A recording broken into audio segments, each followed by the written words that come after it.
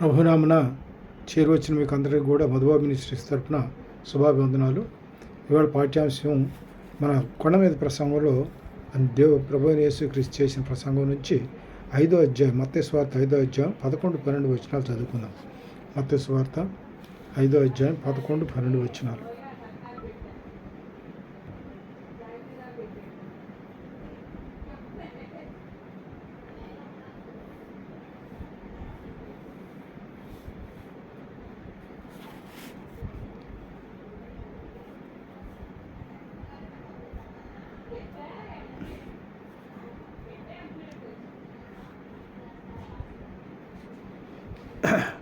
మత్తయి సువార్త 5వ అధ్యాయం 11-12 వచనాలు. నా నిమిత్తము జనులు మిమ్మల్ని నిందించి హింసించి మీ మీద అబద్ధముగా చెడ్డమాటలెల్లా పలుకున్నప్పుడు మీరు ధన్యులు. సంతోషించి ఆనందించుడి, పరలోకమందు మీ ఫలము అధికమగును. ఈలాగున వారు మీకు పూర్వమందుండిన ప్రవక్తలను హింసించిరి. అంటే గతంలో కూడా ఇది హింసించడం అనేటువంటి, దేవుని యొక్క బిడ్డలను హింసించడం అనేటువంటిది గతంలో కూడా జరిగింది. బైబిల్ దీనిలో అపోస్తలులు, వీడు దేవుని యొక్క శిష్యులు, ప్రభు యొక్క శిష్యులు, వీళ్ళందరూ కూడా హతసాక్షులు అయ్యారు. చాలా రకాలుగా హింసింపబడ్డారు, చాలా బాధలు పెట్టబడ్డారు. తర్వాత హతసాక్షులుగా హతసాక్షులు అయిపోయారు. కాబట్టి ఇక్కడ ఏంటంటే దేవుని నిమిత్తం పద్మాస్ ద్వీపంలో యోహాను సువార్తలో తీసుకున్నట్లయితే, యోహాను సువార్త 1వ అధ్యాయంలో యోహాను ఏమవుతాడంటే దేవుని నిమిత్తం, దేవుని సువార్త పరిచర్య నిమిత్తం ఆయన పద్మాస్ ద్వీపంలో పద్మాస్ ద్వీపంలో ఉంచబడ్డాడు. అందువల్ల ఏంటంటే దేవుని నిమిత్తం మనం ఏదైనా సరే ఏం చేసినా కూడా అది హింసించబడినప్పుడైతే దాన్ని ఏమన్నాడంటే సంతోషించి ఆనందించుడి, పరలోకమందు మీ ఫలము అధికమగును. ఇలాగూ వారు మీకు పూర్వమందు ప్రవక్తలు కూడా హింసించిరి. మీరు ఈ లోకమునకు ఉప్పై ఉన్నారు. ఉప్పు నిస్సారమైతే దేని వలన సారం పొందును? అది బయట పారవేయబడి మనుషుల చేత తక్కుబట్టిగా కానీ మరి దేనికి పనికిరాదు. తర్వాత ఇక్కడ మీరు లోకమునకు వెలుగై ఉన్నారు. కొండ మీద నుండి పట్టణము మరుగై ఉండనేరదు. ఇక్కడ సందర్భం ఏంటంటే, ఎవరైతే స్వార్థ పరిచర్య చేస్తారో వాళ్ళ పాదాలు వాళ్ళ పాదాలు అంటే ఎంతో సుందరమైన అని చెప్తాడు. స్వార్థ ప్రకటించే వారి పాదాలు ఎంతో సుందరమైనవి. అందువల్ల ఏంటంటే స్వార్థ ప్రకటించే వాళ్ళకి హింసలు ఉంటాయి, శోధనలు ఉంటాయి. అయినప్పటికీ కూడా సహించి దేవుని మీద భారం పెట్టి ఏం చేయాలంటే స్వార్థ పరిచర్యలో పాలుభాగస్థులం కావాలి. పౌలు భక్తుడు ఏమంటాడంటే, స్వార్థ ప్రకటించడం నా భారం అని చెప్తాడు, ప్రకటించకపోతే నాకు శ్రమ అని చెప్తాడు. సువార్త ప్రకటించకపోవటం నాకు శ్రమ, కాబట్టి ఆయన ప్రకటించవలసిన భారం నా మీద ఉంది, కాబట్టి సువార్త ప్రకటించకపోయినట్లయితే నాకు శ్రమ అని చెప్పి పౌలు భక్తుడు అంటాడు.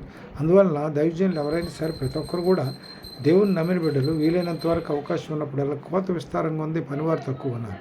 కాబట్టి ఆ కోత విస్తారంగా ఉన్న కోతను కొయ్యడానికి పనివారు కావాల్సిన అవసరం ఉంది. ప్రతి ఒక్కరు కూడా వీలైనంత వరకు చేతనైనంత మట్టుకు దేవుని యొక్క పరిచర్యలో పాలుభాగస్థలం కావాల్సిన అవసరం మనకు ఎంతైనా ఉంది.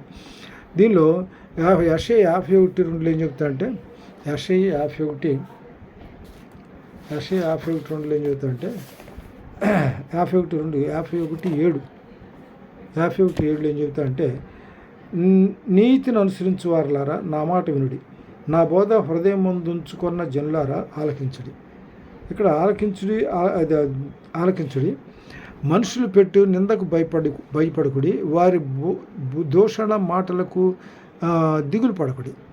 వాళ్ళ దూషణ మాటలకు దిగులు పడి, ఎందుకంటే వీళ్ళు ఏంటంటే కొంత వాళ్ళకి ఉన్నటువంటి దాన్ని ఏమంటాం, ఈర్ష అనొచ్చు, అసూయ, ద్వేషం ఏదైనా అనొచ్చు. కానీ బైబిల్ దేవుని సేవకులు అంటే వీళ్ళకి ఒక విధమైనటువంటి ఇది భావన ఉంటుంది. ఆ భావనను బట్టి వీళ్ళు ఏం చేస్తారంటే దైవ సేవకులను కొంచెం చిన్న చూపు చూసి మాట్లాడేటువంటి పరిస్థితి ఉంది. సంఘంలో కూడా ఎట్లా ఉందంటే, దైవజనులు అంటే పాస్టర్ గారు అంటాడు, లేకపోతే పాస్టర్ గారు అంటారు, లేకపోతే ఏమంటారంటే ఈయన ఇంకో రకంగా మాట్లాడతారు. అందువల్ల ఏంటంటే దేవుని సేవకులు అంటే సంఘంలో కొంతమందికి ఎట్లా ఉంటే చులకన భావన ఉంటుంది. అందుకని వీళ్ళు ఏం చేస్తారంటే మనిషిని కొంచెం కించపరిచే విధంగా మాట్లాడేటువంటి పరిస్థితులు ఉన్నాయి. అంటే ఎట్లా అవమానకరంగా మాట్లాడే పరిస్థితులు, విమర్శించేటువంటి పరిస్థితులు ఉంటాయి. కాబట్టి విమర్శలను ఎదుర్కోవాలంటే దేవుని మీద ఆధారపడాలి. దేవుని మీద భారాన్ని పనుల భారం విహం మీద ఉంచి ఆయన ఉద్దేశాలు సఫలపరుస్తుందని చెప్పి 16:3 చెప్తారు సామెతలు. కాబట్టి మనం ఎట్లా అంటే దేవుడు ప్రతి విషయం కూడా మనకు ప్రతి విషయం కూడా ప్రార్థన విజ్ఞాపనలతో కృతజ్ఞత సన్నిధిలో విన్నవించుకోవాలి. ఆయన మనం అన్ని విషయాలు కూడా ఆయన సహకారిగా ఉండి మన ముందుకే నడిపిస్తాడు. కాబట్టి మనుషులు పెట్టు నిందకు భయపడకుడి, వారు దూషణ మాటలకు దిగులు పడదు. వాళ్ళు ఎలాంటి వాళ్ళు అంటే వస్త్రములు కొరికిపోయినట్లు చిమ్మట వారిని కొరికిపోయింది. చిమ్మటలు మామూలుగా బట్టలు తీసుకెళ్ళి సెల్ఫ్లో పెట్టినట్టయితే చిమ్మట ఏం చేస్తాడంటే కొద్ది కాలం అట్లాగే ఉంటే అవి ముక్కోసం వస్తాయి. వచ్చినప్పుడు ఏం చేస్తాయి, చిమ్మిడి కొట్టేస్తాయి, రంధ్రాలు చిన్న చిన్న రంధ్రాలు ఏర్పడతాయి. అంటే అట్లా వీళ్ళు కూడా వస్త్రములు కొరికిపోయినట్లు చిమట వారిని కొరికిపోయిను, బొద్దిక గొర్రెబొచ్చును కొరికిపోయినట్లు వారి కొరికిపోయిను. అయితే నా నీతి నిత్యము నిలుచును, నా రక్షణ తరతరములు ఉండను. అందువల్ల వాళ్ళు ఎప్పుడైతే దేవునికి వ్యతిరేకంగా నడుచుకునే వాళ్ళు ఉంటారంటే, దేవునికి వ్యతిరేకంగా రూపొందబడిన ఆయుధం వర్ధిల్లదని వాక్యం సెలవిస్తుంది కదా. అదేవిధంగా ఆలోచన కానీ వేసిన జ్ఞానం కూడా వర్ధిల్లదని సెలవిస్తుంది. కాబట్టి ఇక్కడ ఏంటంటే వాళ్ళు ఎట్లా ఇదైపోతారంటే చిమ్మిటి వలె వారిని కొరికి వేసేస్తుంది. వాళ్ళు దేనికి పనికిరాకుండా పోయేటువంటి పరిస్థితి. అంటే వాళ్ళు ఎట్లా అంటే దేనికి నిరుపయోగంగా మారిపోతారు. తర్వాత వీటి పట్ల దేవుని యొక్క నీతి నిత్యము, ఆయన రక్షణ ఎప్పుడు కూడా వాళ్ళకి తోడుగా ఉంటుంది. తర్వాత దీనిలో ఇంకో మాట ఏంటంటే 32వ కీర్తన 32 1-2 వచనాల్లో చూస్తే, కీర్తన 32 1-2 వచనాల్లో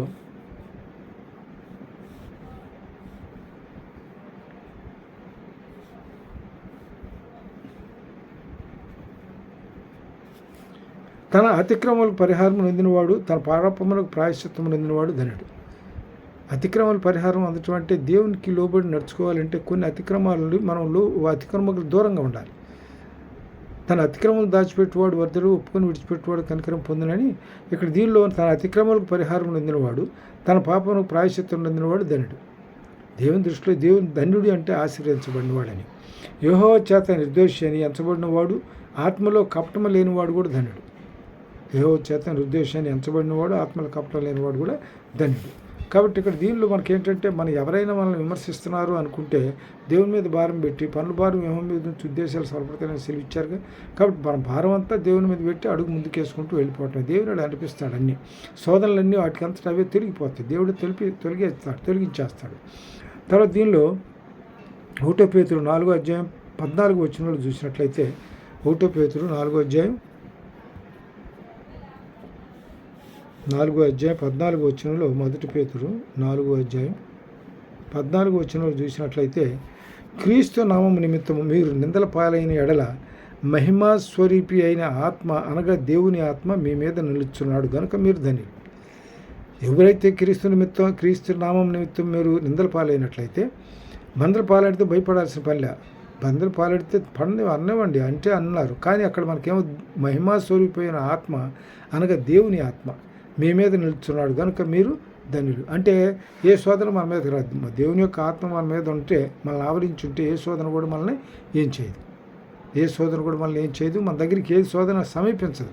ఏ సాతాను శక్తుల ప్రభావం మన మీద ఉండదు. తర్వాత దీనిలో ఇంకోటి, దానిలో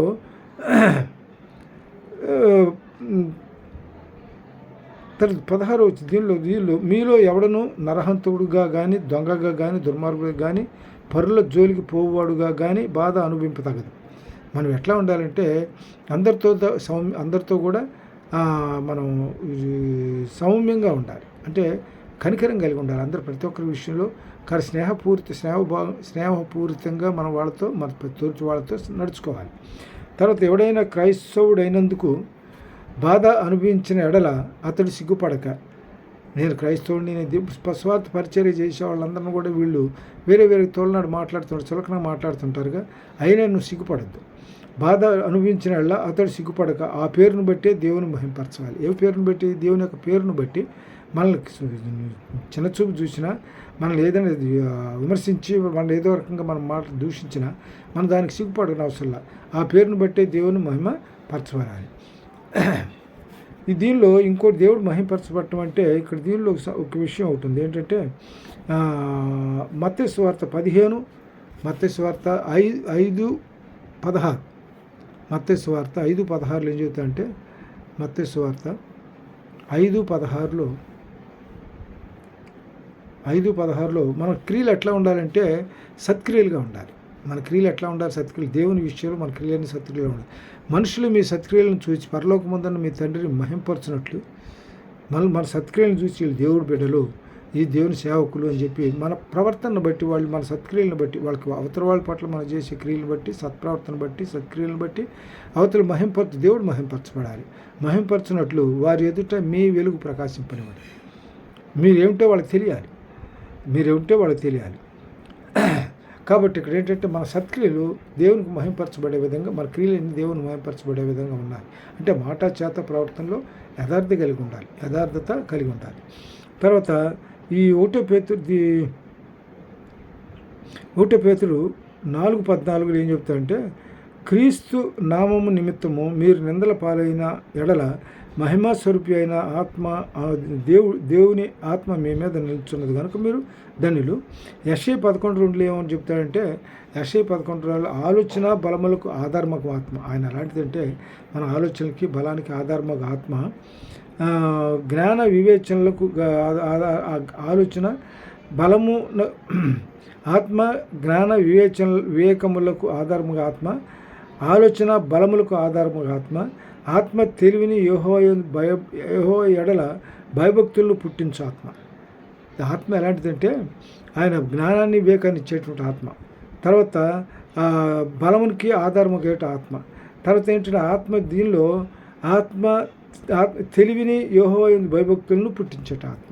కాబట్టి యెహోవా భయభక్తులు కలిగిన వారంట ఎన్నడూను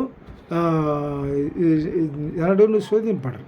భయభక్తులు వాళ్ళ యథార్థ యెహోవా భయభక్తులు గారు వారు పట్ల దేవుని యొక్క కృపా కనికరాలు మనం ఎప్పుడు ఉంటాయి. అందువల్ల ఇక్కడ ఏంటంటే ఇక్కడ లోక సువార్త ఆత్మ అనేటప్పటికీ ఇది ఆత్మ ఎలాంటిది? యెషయా దేవుని యొక్క ఆత్మ మన మీద ఉంటుంది. దేవుని యొక్క ఆత్మ మన మీద ఉంటుంది అంటే అది ఎలాంటి ఆత్మ అనమాట? ఆత్మ మన మీద ఏ విధంగా పనిచేస్తుందంటే ఆత్మ జ్ఞానాన్ని వివేకాన్ని ఇస్తుంది మనకి. తర్వాత బలాన్ని ఇస్తుంది. తర్వాత ఆలోచనకి బలాన్ని ఇస్తుంది. తర్వాత ఏమన్నా ఆయన భయభక్తులు కలిగి ఉండేవాళ్ళంగా మనల్ని నడిపిస్తుంది. కాబట్టి అక్కడ ఎప్పుడైతే భయభక్తులు కలిగి ఉంటామో ఏ చెడు ఆలోచనలకి దూరంగా ఉంటాం, దురాలోచనలకు దూరంగా ఉంటాం. తర్వాత లోకాసువార్త 9:24 తన ప్రాణమును రక్షించుకొని వాడు దాన్ని పోగొట్టుకొను, నా నిమిత్తం తన ప్రాణమును పోగొట్టుకునేవాడు దాన్ని రక్షించుకోను. తన ప్రాణం పోగొట్టుకునేవాడు తన ప్రాణమును రక్షించుకొనగోరువాడు, తన ప్రాణాన్ని రక్షించుకోవడం దాన్ని పోగొట్టుకుంటాడు. దేవుని నిమిత్తం ప్రాణం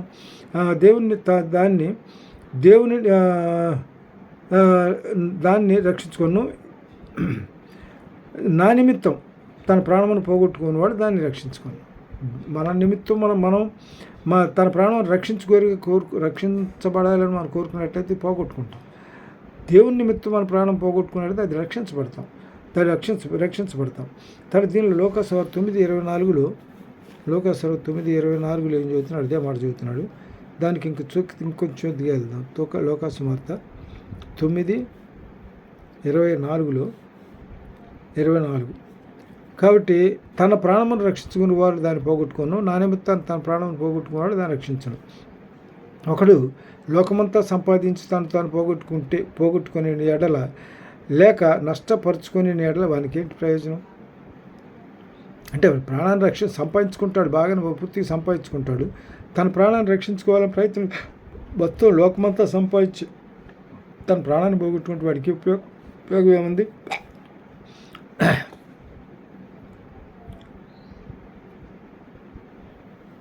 కాబట్టి అందుకని ఇక్కడ ఏంటంటే యెషయా 66:5 మాట చూద్దాం. యెషయా 66:5 యెషయా గ్రంథం 66:5 ఏం చెబుతున్నాడు చూద్దాం. యెషయా 66:5 66 అధ్యాయం 5వ వచనం. యెషయా 66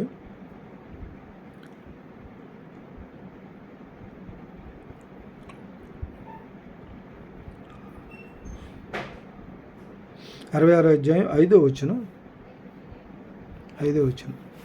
నిత్యము తిరుగుబాటు చేయొచ్చు మీరేలా ఇంకనూ కొట్టబడుదురు, ప్రతివాడి నడినెత్తిన వ్యాధి యెషయా 66:5 యెహోవా వాక్యమునకు భయపడు వారులారా ఆయన మాట వినుడు. మిమ్మల్ని ద్వేషించు నా నామమును బట్టి మిమ్మల్ని త్రోసివేయి మీ స్వజనులు మీ సంతోషం మాకు కనబడినట్లు యెహోవా మహిమనందును గాక అని చెప్పుదురు, వారే సిగ్గునందుదురు. ఎవరైతే మనల్ని విమర్శిస్తారో, ఎవరినైతే మనల్ని దూషిస్తారో అలాంటి వాళ్ళంతా తర్వాత ఏమవుతుందంటే వాళ్ళే సిగ్గునొందుతారంట. అయితే ఇక్కడ చూద్దాం. మీ సంతోషం మాకు కనబడినట్లు యెహోవా మహిమనందును గాక. అంటే మనం దూషించబడినప్పటికీ కూడా మీ సంతోషం మాకు కనబడినట్లు యెహోవా మహిమనందును గాక అని చెప్పుదురు, వారే సిగ్గునొందుదురు. ఎవరైతే మనల్ని దూషిస్తారో, ఎవరైతే మనల్ని హింసిస్తారో, ఎవరైతే మనల్ని తోలనాడి మాట్లాడతారో తుదకి ఏమవుతుందంటే వాళ్ళే యెహోవా నామాన్ని బట్టి వాళ్ళే సిగ్గునొత్తారు. తర్వాత దీనిలో ఇంకో మాట ఏంటంటే అపోస్తుల కార్యం 9వ అధ్యాయం 16వ వచనం. అపోస్తుల కార్యం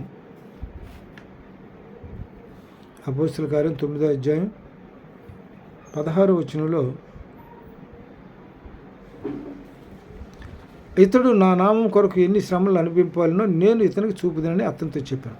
ఎవరితో చెప్తాడు? ఇక్కడ సందర్భం ఏంటంటే అపోస్తులైన పౌలు మొట్టమొదట్లో సౌలుగా ఉన్న రోజుల్లో అతను ఏం చేస్తాడంటే ఇక్కడ క్రైస్తవులు ఎక్కడున్నారు అని చెప్పి వాళ్ళని హింసిస్తూనే అది దమస్కులో ఉన్నారని చెప్పి తెలిసి, సిరియాలో ఉన్నారని తెలిసి ఏం చేస్తాడంటే అధికారుల దగ్గర పత్రాలు తీసుకొని వస్తూ ఉంటాడు.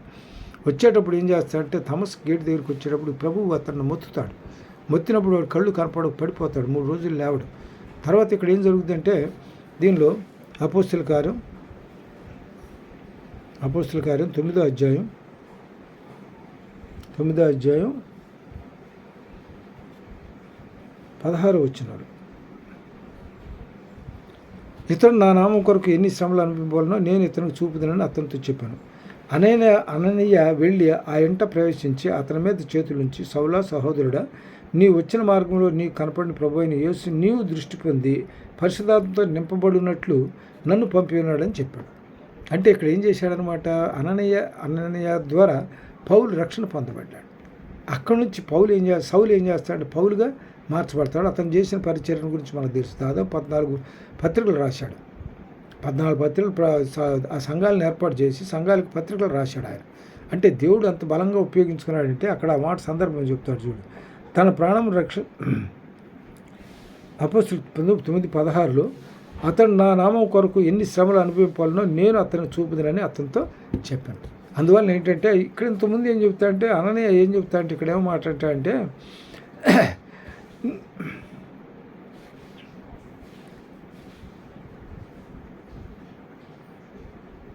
అననీయ ఏమంటాడంటే 13వ వచనంలో, అననీయ ప్రభువా, ఈ మనుషుడు యెరూషలేములో నీ పరిశుద్ధులకు ఎంతో కీడు చేసి ఉన్నాడని అతని గురించి అనేకుల వలన వింటిని. అంటే అతని గురించి సరైన అభిప్రాయం లేదు. అతను అనేక మంది కీడు చేశాడని చెప్పి అనేకుల వలన విన్నానని చెప్పి చెప్తున్నాడు. అయితే ఇక్కడ తర్వాత ఏమంటాడంటే ఇక్కడను నీ నామం బట్టి ప్రార్థన చేయ వారిని అందరినీ బంధించడానికి అతడు ప్రధానార్జకుల వలన అధికారం పొంది ఉన్నాడని ఉత్తరం ఇచ్చాను. అందుకు ప్రభువు నువ్వు వెళ్ళుము, అన్ని జనుల ఎదుటను రాజుల ఎదుటను ఇశ్రాయేల్ ఎదుటను నా నామం భరించడానికి ఇతడు నేను ఏర్పరచుకున్న సాధనమై ఉన్నాడు. కాబట్టి ఇతడు నా నామం కొరకు ఎన్ని శ్రమలు అనుభవింపాలను నేను అతనికి చూపుదని అతనితో చెప్పాను. కాబట్టి ఇక్కడ ఇతను కూడా మొట్టమొదటిలో ఏం చేశాడంటే జనాల్ని ఎంత దూషించాడు, విమర్శించాడు, అంతవరకు చంపాడు, హింసించి చాలామందిని చంపేశాడు, క్రైస్తవులు అనే వాళ్ళందరినీ కూడా. అలాంటి దేవుడు అతన్ని ఎంత బలంగా ఉపయోగించుకున్నాడంటే కొత్త నిబంధనలో ఎక్కువ భాగం ఆయన రాసింది, సువార్తలు తప్ప మిగతా వాటిలో ఎక్కువగా ఆయన రాసినటువంటి అంతగా ప్రభు ఆయన్ని ఉపయోగించుకున్నాడు. తర్వాత మొదటి కొరింథీయులకు రాసిన పత్రిక 4వ అధ్యాయం 9-10 వచనాలు చూద్దాం.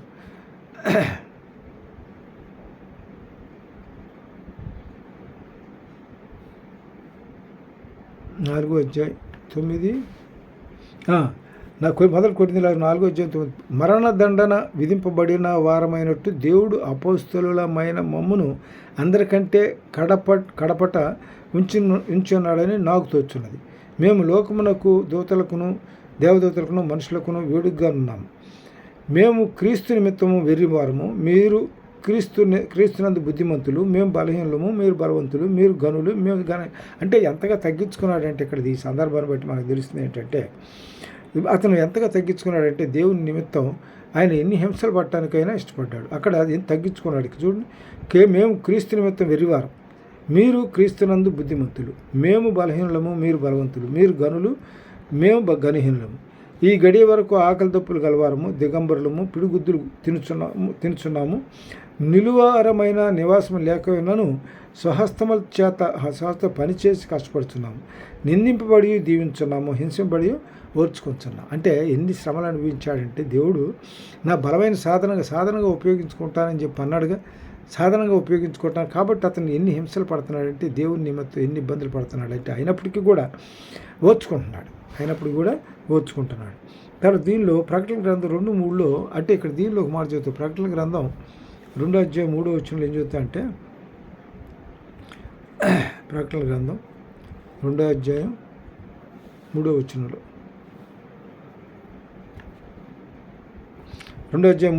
చదువుతాం. 3 నీవు సహనము కలిగి నా నామము నిమిత్తం భారం భరించి అలయలేదని నేను ఎరుగుదును. అయినను మొదట నీకుండిన ప్రేమను నీవు వదిలితివని నేను నీ మీద తప్పుటి మోపవలసినది. అంటే ఏంటన్నమాట, దైవజనులు ఎట్లా ఉన్నారంటే ఈ సంఘాలకు రాస్తూ దీనిలో ప్రకటన గ్రంథంలో ఈయన తమస్కులు, ఈయన పద్మాస్ ద్వీపంలో యోహాను భక్తులు పద్మాస్ సేవలు బంధించబడిన తర్వాత అక్కడ దేవుని అతను ప్రత్యక్షంగా అతని చేత ఈ సంఘాలకి లేఖలు రాయమని చెప్తాడు. ఇందులో ఎన్ని లేఖలు రాస్తారు ప్రకటన గ్రంథంలో చూద్దాం. ప్రకటన గ్రంథం 1వ అధ్యాయంలో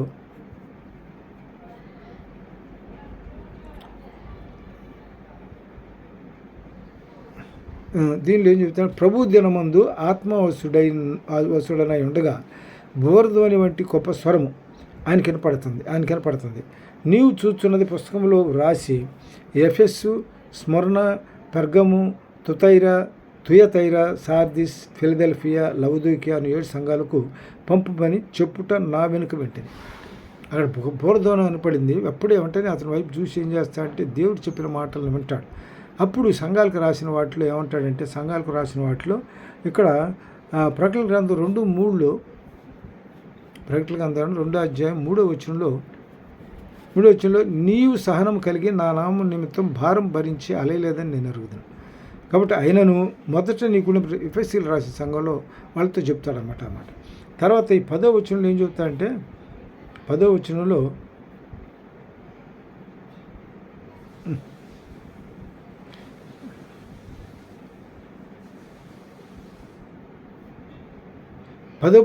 ఇదిగో మీరు శోధింపబడినట్లు అపవాది మీలో కొందరిని చెరవేయింపబోచున్నది. 10 దినములు మీకు శ్రమ కలుగును. మరణం వరకు నమ్మకంగా ఉండము, నేను నీకు జీవ కిరీటము ఇచ్చేదను. దేవుని పట్ల నమ్మకంగా ఉన్నట్లయితే మనం జీవ కిరీటాన్ని పొందుతాం. జీవ కిరీటాన్ని పొందబట్టి యోహాను భక్తుడు జీవ కిరీటాన్ని పొందాడు. చివరి పౌలు భక్తుడు కూడా జీవ కిరీటాన్ని పొందాడు. నేను బ్రతుకుటైతే క్రీస్తు, చావు అయితే లాభం ఫిలిప్పీలో చెప్తాడు అన్నమాట. కాబట్టి ఆయన బ్రతికితే దేవుని నిమిత్తమే, చావైతే ఎవరి నిమిత్తం? దేవుని నిమిత్తమే. చావైతే దేవుని సన్నిధిలో ఉంటా, నేను బ్రతుకుంటే ఇక్కడ దేవుని కొరకు పరిచర్య చేస్తా. ఫిలిప్పీలు చూడండి, ఫిలిప్పీ 1:21 చెబుతాడు అన్నమాట. ఫిలిప్పీలు రాసిన పత్రిక 1వ అధ్యాయం 21వ వచనం. ఫిలిప్పీలు 1వ అధ్యాయం 21వ వచనం. నా మట్టుకైతే బ్రతుకుడు క్రీస్తే, చావైతే లాభం. అయినను శరీరముతో నేను జీవించుటే నాకున్న పనికి ఫలసాధనమైన ఎడల నేనేం కోరుకుందునో నాకు తోచలేదు. ఈ రెండింటి మధ్యను ఇరుకున పడి ఉన్నాను. నేను వెడలిపోయి క్రీస్తుతో కూడా ఉండవలెనని నాకు ఆశ ఉన్నది. అది నాకు మరీ మేలు. ఇక్కడైతే ఈ లోకంలో ఉంటేనే దేవుని కొరకే, పైన అక్కడ పోతే ఏంటి ఎవరి కోసం? దేవుని సన్నిధిలో ఉంటానని నమ్ముతున్నాడు. తర్వాత ఈ యాకోబు రాసిన పత్రిక 1:12లో శోధనలు సహించువాడు, యాకోబు రాసిన పత్రిక ఇక్కడ ఈ లోకంలో దేవుని నిత్యం శోధనలు సహించేవాడు సంగతి చెబుతున్నాడు. యాకోబు 1:12లో శోధన సహించిన వాడు ధనుడు, అతడు శోధనకు నిలిచిన వాడై ప్రభు తను ప్రేమించిన వారికి వాగ్దానం చేసిన జీవ కిరీటాన్ని పొందుతాడు. ఇక్కడ ఈ లోకంలో చాలా శోధనలు, దేవుని బిడ్డలకి చాలా శోధనలు ఉంటుంటాయి. అయినా శోధనలు సహించిన వాడు ధనుడు, అతడు శోధనకు నిలిచిన వాడై ప్రభు తను ప్రేమించే వారికి వాగ్దానం చేసిన జీవ కిరీటాన్ని పొందుతాడు. ఇక్కడ మీకు ఇంతకుముందు దీనిలో ఏం చెప్పాడంటే, మీరు ప్రకటన గ్రంథంలో నీవు సహనము కలిగి నా నామం నిమిత్తము భారం భరించి అలయలేదని నేను ఎరుగుదును. కాబట్టి ఇక్కడ చివరిలో ఏమవుతుందంటే, అలయలేదు, ఆయన దేవుని కొరకు ప్రయాసపడ్డాడు కాబట్టి చివరిలో జీవ కిరీటాన్ని పొందాడు. తర్వాత రోమీయులు రాసిన పత్రిక 8వ అధ్యాయం 28వ వచనంలో ఏం చెబుతాడంటే, దేవుని ప్రేమించే వారికి ఆయన సంకల్పం చొప్పున పిలువబడిన వారికి మేలు కలుగుతాయి, సమస్తం సమకూడి చూడడం అని ఎరుగుదు. దేవుని ఎవరైతే ఇలాంటి బిడ్డలంతా దేవుని ప్రేమను పొందుతారు, వాళ్ళు ఎలా ఉంటారంటే మేలు జరుగుతాయి, సమస్త సమకూడి వాళ్ళ కుటుంబం వాళ్ళ పట్ల మేలు జరుగుతాయి. గలతీ 6 వాళ్ళు ఏమంటాడంటే 6వ అధ్యాయం 7వ వచనం, మోసపోకుడి దేవుడు విక్రయింపబడ్డు, మనుషుడు ఏమి ఇత్తునో ఆ పంటనే కోయను. దీనిలో 1 కొరింథీ 15:33 ఏమంటాడంటే మోసపోకండి, దుష్ట సాంగత్యం మంచి నడవడిని పాడు చేయను.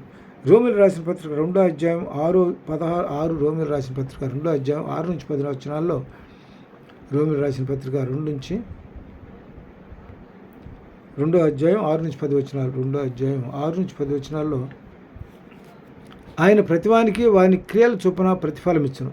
సత్క్రియను ఓపికగా చేయుచు మహిమను ఘనతను అక్షయతను వెదుకుని నిత్య జీవం నిచ్చును. అయితే భేదం పుట్టించు సత్యమునకు లోబడక దుర్నీతికి లోబడి వారి మీదికి దేవుని ఉగ్రత రౌద్రం వచ్చును. అంటే సత్యవాక్యాన్ని సరిగా మనం సత్యానికి లోబడాలి. సత్యమునకు లోబడక దుర్నీతికి లోబడితే సత్యం మమ్మల్ని ఏం చేస్తారు? స్వతంత్రులుగా చేస్తుంది. సత్యాన్ని లోబడక దుర్నీతికి లోబడిన వారు దేవుని యొక్క ఉగ్రత వాళ్ళ మీద ఉంటుందండి. కాబట్టి సత్యం అంటే దేవుని యొక్క వాక్యమే. నీ వాక్యమే సత్యం. దేవుని యొక్క వాక్యమే సత్యం.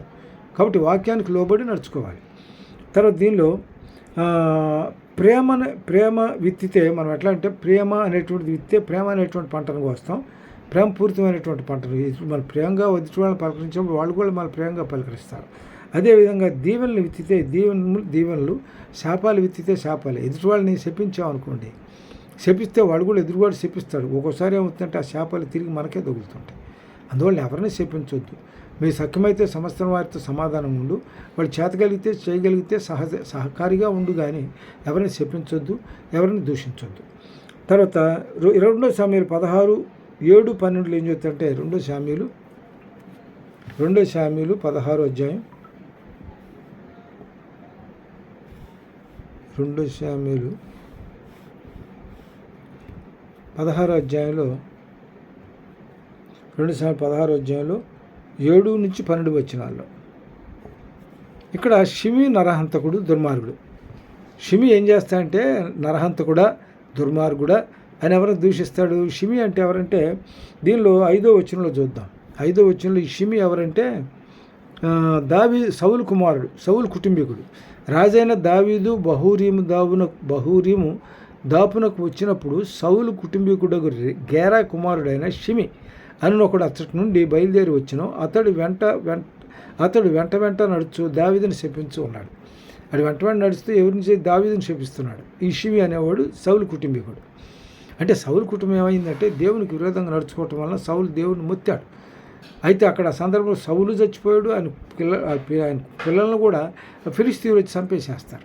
అంటే అక్కడ దాన్ని బాధ మనసులో పెట్టుకొని సౌలు కుటుంబీకుడు కాబట్టి షిమి ఏం చేస్తాడు, నీ వల్ల నా కుటుంబం అంతా పాడైపోయిందని ఈ షిమి దావీదుని శపిస్తుంటాడు. ఇదే చూద్దాం.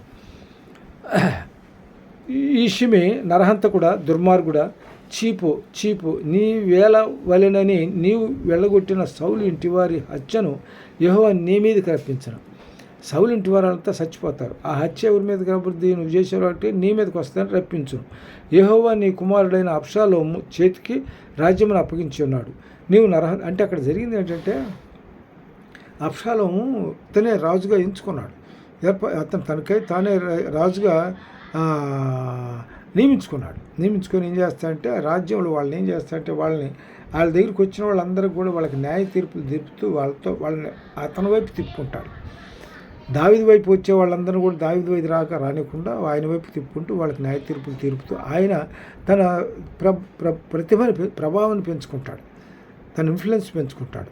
అక్కడ ఆ సందర్భంలో ఇక్కడ ఏమవుతుందంటే చీపో నీ వేల వలన నీవు పెళ్ళగొట్టిన సౌలు ఇంటి వారి హత్యను యెహోవా నీ మీదకి రప్పించి యెహోవా నీ కుమారుడైన అబ్షాలోము చేతికి రాజ్యమును అప్పగించి ఉన్నాడు. అదే అబ్షాలోమే స్వతంత్రించి తనకే తానే రాజ్యాన్ని ఇచ్చేసుకున్నాడు. అయితే ఇక్కడ కనుక నీవు నరహంతకుడు కనుకనే నీ మోసంలో నీవు చిక్కుబడి ఉన్నావని చెప్పి రాజును శపించాడు.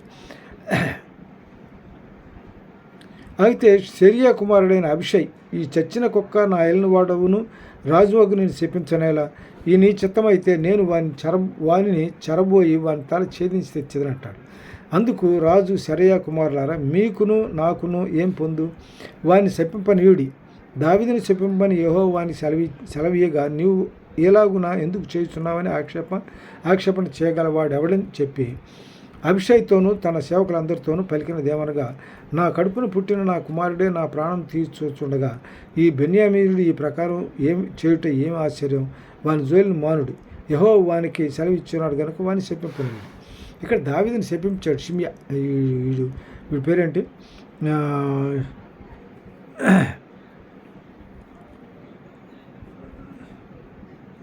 దావీదుని శపించాడు.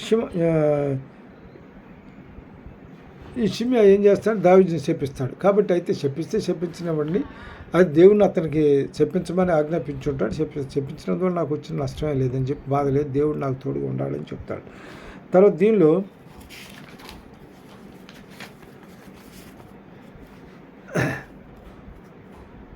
తర్వాత అపోస్తుల కార్యం 28వ అధ్యాయం 3:5 అపోస్తుల కార్యం 3వ అధ్యాయం 3వ అధ్యాయం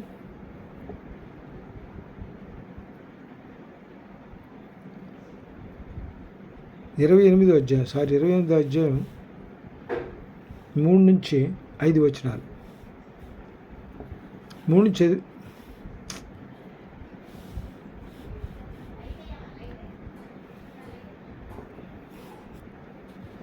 ఇక్కడ ఏందవుతుందంటే, వీళ్ళు ఓడలో ప్రయాణం చేస్తారు, ఓడ పగిలిపోద్ది, ఓడలో నుంచి వీళ్ళు ఏం చేస్తారంటే బయటకు వస్తారు. వచ్చిన ప్లేస్ ఎక్కడంటే మిలితే.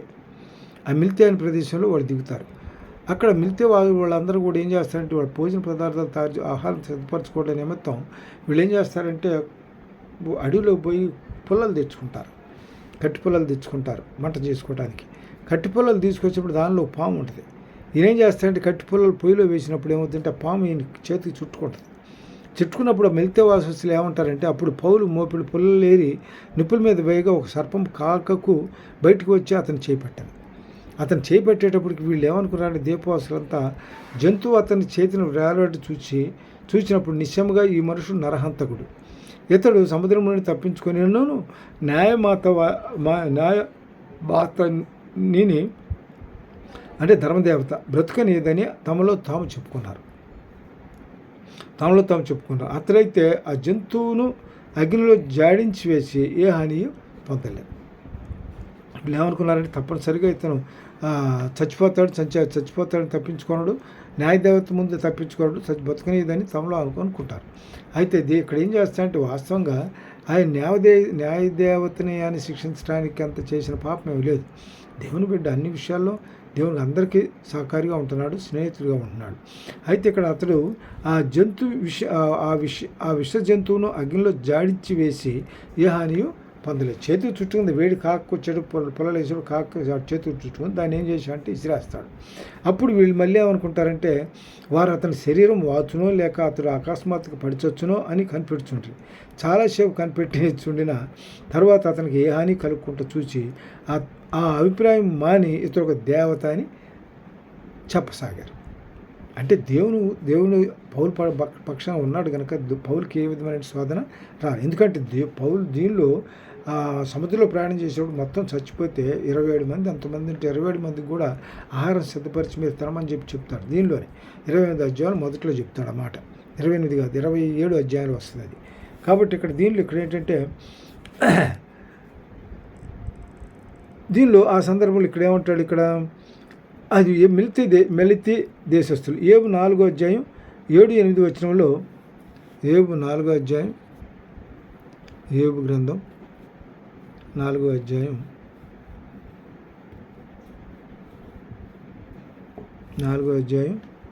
7-8 వచనాలు చూద్దాం. జ్ఞాపకం చేసుకున్నాము, నిరపరాధి అయినను ఒకడు ఎప్పుడైనను నశించరా.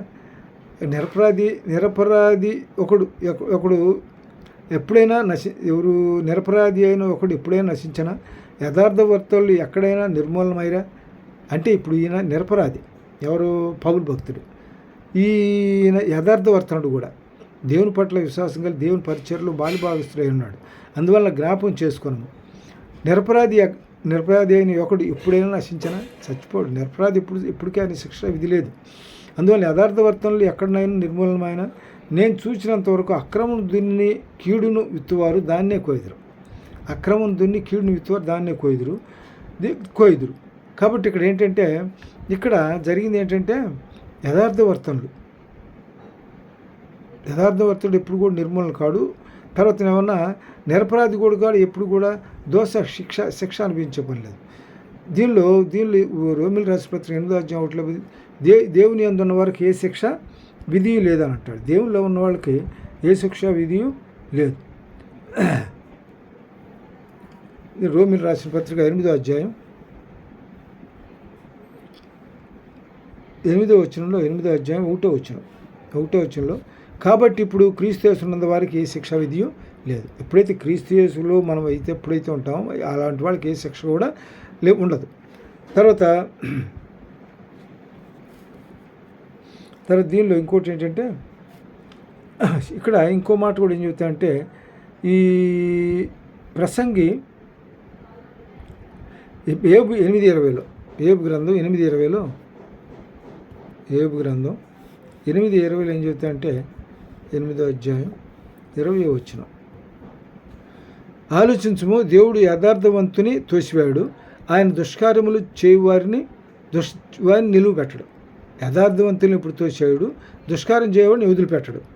ఎప్పుడు వదిలిపెట్టదు. వైపు గ్రంథం 8:20లో చెప్తాడు అన్నమాట. తర్వాత ఇంకోటి ఏంటంటే ఈ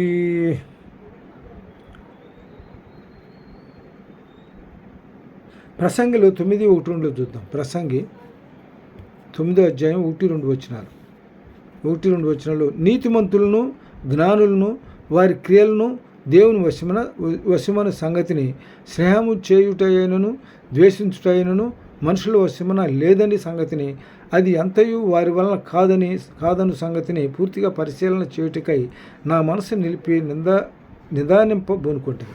అంటే ప్రసంగి ఎవరు?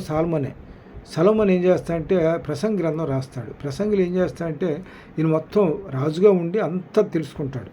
మంచి జ్ఞాని, ప్రసంగి జ్ఞాని కాబట్టి అంత దేశవ్యాప్తంగా ప్రపంచవ్యాప్తంగా విషయాలు తెలుసుకొని చివరి ఫైనల్గా ఇచ్చిన కంక్లూజన్ ఏంటంటే నీతిమంతులను జ్ఞానులను వారి క్రియలను దేవుని వశమైన సంగతిని స్నేహము చేయుటైనను ద్వేషించుటైనను మనుషుల్లో వశమున లేదని సంగతిని అది అంతయు వారి వలన కాదను సంగతిని పూర్తిగా పరిశీలన చేయుటకై నా మనసు నిలిపి నిదానింపబోనుకుంటుంది. సంభవించినవి అన్నీ అందరికీ ఏకరీతిగానే సంభవించను. నీతిమంతులకును దుష్టులకును మంచివారికి పవిత్రులకును అపవిత్రులకును బలులు అర్పించు వారికి బలులు నర్పింపని వారికి గతి ఒకటే. మంచివారికి ఎలాగును పాపాత్ములకును అలాగునే తటస్థించును. ఒట్టు పెట్టుకొను వారికి ఎలాగునో ఒట్టుకు భయపడి వారికి కూడా అలాగే సమానం. అంటే దేవుని దృష్టిలో ఎట్లుంటారో వాళ్ళందరూ సమానం.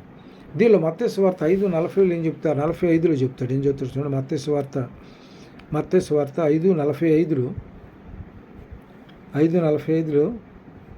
చూడండి.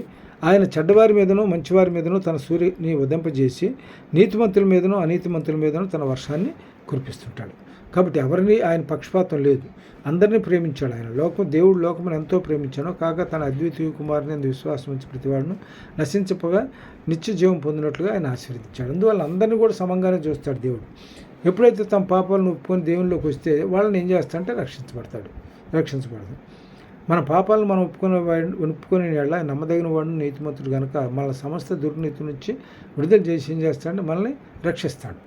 తర్వాత దీనిలో ఇంకోటి ఏంటంటే మత్తయి సువార్త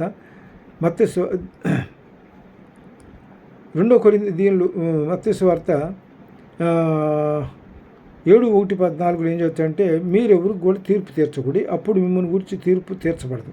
మీరు తీర్పు తీర్చు చోటనే నేను మిమ్మల్ని గురించి తీర్పు తీర్చబడను. మీరు కొలత చొప్పునే మీరును కొలవగలరు. ఎవరికి కూడా మనం తీర్పు తీర్చకూడదు. మత్తయి సువార్త 7వ అధ్యాయం 1వ వచనంలో చెప్తాడు. మీరు తీర్పు తీర్చకుడి, అప్పుడు మిమ్మల్ని గురించి తీర్పు తీర్చబడదు. మీరు తీర్పు చొప్పునే మిమ్మల్ని గురించి తీర్పు తీర్చబడను. మీరు కొలత చొప్పునే మీరు కూడా కొలవబడను. కంట్లోనున్న దూరమును నెంచగాని సహోదరుని కంట్లో ఉన్న నలుసుని చూచేయాలా? మన కంట్లో దూలాన్ని పెట్టుకుని ఎదురులో సహోదరుని యొక్క కంట్లో నలుసుని ఎట్లా చూడగలుగుతాం మనం? కాబట్టి కంట్లో దూరం ఉండగా నీవు సహోదరిని చూచి నీ కంట్లో నలుసును తీసివేయమని నువ్వు ఎట్లా చెప్పగలవు? కాబట్టి వేషధారి మొదట నీ కంట్లో ఉన్న దూలమును తీసివేసుకోను, అప్పుడు నీ సహోదరుని కంట్లో ఉన్న నలుసును తీసివేయటకు నీకు తేటగా కనపడదు. ఎప్పుడు కూడా మనల్ని ఎదుటి వాళ్ళని కామెంట్ చేయకూడదు. ఎదుటి వాళ్ళని ఎప్పుడు కూడా మనం వాళ్ళని బ్లేమ్ చేయకూడదు. ముందు మనలో ఉన్నటువంటి ఈ తప్పొప్పులను మనం సరిదిద్దుకోవాలి. అప్పుడు ఎదుటి వాళ్ళకి ఏదంటే చేతనైతే సలహా ఇవ్వటం వరకే, అంతవరకే మనం చేయాల్సిన పని. తర్వాత ఈ విమర్శలు చాలామంది ఇట్లా విమర్శ చేస్తూ ఉంటారు. మన ప్రతిక్రియను బట్టి కూడా అందరూ కూడా మన పనులు బట్టి అందరూ కూడా వాళ్ళు కరెక్ట్గా అనిపించదు. కొంతమంది ఏమన్నా ఉద్దేశపూరితంగా వ్యవహరించే వాళ్ళకి విమర్శించేటువంటి ప్రయత్నం చేస్తారు. అందువల్ల విమర్శించినప్పుడు ఏం చేయాలంటే మన దేవుని పట్ల విశ్వాసం కలిగి ఉన్నవాళ్ళం కాబట్టి విమర్శలకు భయపడకూడదు, సిగ్గుపడకూడదు. ఇక్కడ విమర్శలు వచ్చినప్పుడు కుంగి కృషించిపోవటం వద్దు. ఇందులో కీర్తనలు 55:22 ఏం చెప్తారంటే, నీ భారం యెహోవా మీద మోపము, ఆయన నిన్ను ఆదుకొను, నీతిమంతులను ఆయన ఎన్నడను కదలలేడు. తర్వాత ఇంకో వాక్యం ఏంటంటే ఈ రోమీయులకు రాసిన పత్రిక 8:11, కాబట్టి ఇప్పుడు క్రీస్తు యేసునందు వారికి ఏ శిక్షా విధి కూడా లేదు. క్రీస్తు యేసులో ఉన్న వాళ్ళకి ఏ శిక్షా విధి లేదు. తర్వాత యోహాను సువార్త 3:18 ఏం చెబుతాయంటే, యోహాను సువార్త 3:18, 3వ అధ్యాయం 18వ వచనంలో, ఆయనందు విశ్వాసం వారికి తీర్పు తీర్చబడదు. విశ్వాసంపని వాడు దేవుని అద్వితీయ కుమారుని నామందు విశ్వాసం ఉంచలేదు కనుక వానికి ఎంతకు మునిపే తీర్పు తీర్చబడింది. దేవుని పట్ల విశ్వాసం కలిగిన వాళ్ళకి ఏ తీర్పు ఉండదు. తర్వాత హెబ్రీయులకు రాసిన పత్రిక 12వ అధ్యాయం చూద్దాం. హెబ్రీయులకు రాసిన పత్రిక 12:2 చివరగా హెబ్రీయులకు రాసిన పత్రిక 12వ అధ్యాయం 2వ వచనం, 1-2 వచనాలు చూద్దాం. ఇంత గొప్ప సాక్షి సమూహం మేఘం వల్ల మనం ఆవరించి ఉన్నందున మనం కూడా ప్రతి భారమును సులువుగా చిక్కులు పెట్టి పాపలను విడిచిపెట్టి విశ్వాసమున కర్తయ్య దాన్ని కొనసాగించువాడునని యేసు వైపు చూచు మన ఎదుట ఉంచబడిన పందెములు ఓపికతో పరిగెత్తము. ఆయన తన ఎదుట ఉంచబడిన ఆనందం కొరకై అవమానమును నిర్లక్ష్యపెట్టి సిలువను సహించి దేవుని సింహాసనం యొక్క కుడి పార్శ్వమున ఆసనం. అంతగా దేవుడు ఏం చేస్తాను తగ్గించుకోవటం వలన అంతగా హెచ్చించబడ్డాడు. ఫిలిప్పీయులకు రాసిన పత్రిక 2వ అధ్యాయం 5వ వచనంలో చూద్దాం. ఫిలిప్పీయులకు రాసిన పత్రిక 2వ అధ్యాయం 5వ వచనం చూస్తే, ఆయన దేవుని స్వరూపము కలిగిన వాడై ఉండి దేవునితో సమానంగా ఉండుట విడిచిపెట్టకూడని భాగ్యమని ఎంచుకోలేదు, కానీ మనుషుని పోలికగా పుట్టి తాను దాసుని స్వరూపం ధరించుకొని తానే రిక్తునిగా చేసుకొని మరియు ఆయన ఆకారం ముందు మనుషుడిగా కనపడి మరణం పొందినంతగా, అనగా శిలువ మరణం పొందినంతగా విధేయత చూపిన వాడై తాను తగ్గించుకోవటం వల్ల ఏం జరిగిందంటే, అందుచేత పరలోకమందున్న వారిలోనూ కానీ భూమి మీద ఉన్న వారిలో కానీ భూమి క్రింద ఉన్న వారిలో కానీ ప్రతి వాని మోకాలు ఆ యేసు నామమున వంగునట్లును ప్రతి నాలుక తండ్రి అయిన దేవుని మహిమార్థమై యేసుక్రీస్తు ప్రభువును ఒప్పుకున్నట్లును దేవుడు ఆయన అధికముగా హెచ్చించి ప్రతి నామము కంటే పైనామముగా అనుగ్రహించాను. ఇక్కడ దీనిలో కాగా ప్రియులారా తను అన్ని నామముల కంటే పైనామముగా హెచ్చి, దీనిలో హెబ్రీయులకు రాసిన పత్రిక 11 అధ్యాయంలో 21-24 వచనంలో, హెబ్రీయులకు రాసిన పత్రిక 11 అధ్యాయం 24 వచనంలో ఏం చెబుతాయంటే, ఇక్కడ మోషే పెద్దవాడైన తర్వాత ఏం చేస్తాడంటే, మోషే పెద్దవాడైనప్పుడు విశ్వాసం బట్టి ఐగుప్తు ధర్మం కంటే క్రీస్తు విషయమైన నింద గొప్ప భాగ్యమని ఎంచుకొని అల్పకాల పాప భోగములను అనుభవించడం కంటే దేవుని ప్రజలతో శ్రమ అనుభవించడం మేలని యోచించి ఫరో కుమార్తె యొక్క కుమారుడిని అనిపించుకుంటకు ఒప్పుకోలేదు. ఏలైనగా అతడు ప్రతిఫలముగా కలుగుబోవు బహుమానమును దృష్టించాను. అంటే బహుమానం దృష్టించడం అంటే రేపు పొద్దున భవిష్యత్తులో దేవుడిని అతను బలంగా వాడుకుంటున్నాడు. దాన్ని ఎట్లా బలంగానంటే, ఇశ్రాయేల్ బానిసలుగా ఉన్నటువంటి ఇశ్రాయేల్ జనాంగాన్ని నడిపించడానికి నాయకుడిగా ఆయన వాడుకోబోతున్నాడు. అందువలన దీనికి ప్రస్తుతాన్ని దృష్టిలో పెట్టుకోవాలి. రేపు రాబో దాని ఫలితాన్ని దృష్టిలో పెట్టుకొని ఆయన దేవుని పట్ల దేవుని చిత్తానుసారంగా నడుచుకున్నాడు. ఈ కొద్ది వాక్యం దేవుడు తన ఇంట్లో దీవించిన కాక చిన్న ప్రార్థన చేసుకుని ముగించుకుందాం. చాలా టైం అయింది. మమ్మల్ని మిల్టరీగా ప్రేమించిన ప్రియ పరలోకం మా తండ్రి, జీవముగల నాయన, మహిమగల తండ్రి, అన్ని విషయంలో కాతారుబుతున్న గొప్ప తండ్రి, పాదం చడుతున్నాను నాయన. మీరు ఎదుటివారు మమ్మల్ని శపించి దూషించాలని దూషించిన పక్షంలో దేవుని పక్షంగా మీరు ఉన్నవారికి ఏ శిక్షా విధి లేదని సెలవిచ్చాం. కాబట్టి మీ పక్షంగా మీ విశ్వాసంలో ఎదిగే ప్రతి బిడ్డ కూడా దేవుని శాపాలకు దూరంగా ఉండి దేవునికి దగ్గర అవుతారని విశ్వాసం కలిగిన ఆయన మీ యందు భయభక్తులు కలిగి మీ పట్ల మీ చిత్తానుసారంగా నడుచుకోవడానికి సహాయం చేయండి. మా శుభదిని ఆధారం చేసుకోకుండా పూర్ణ హృదయంతో మీ యందు నమ్మిక ఉంచి మా ప్రవర్తన అధికారం లోబడి నడుచుకోవడానికి సహాయం చేయండి. సమస్తం క్రమం మర్యాద మా జీవితాల్లో మేలు జరిగించి మీరే మహిం పొందమని యేసు పరిశుద్ధ నామములో వేడుకుంటున్నాను తండ్రి. ఆమేన్.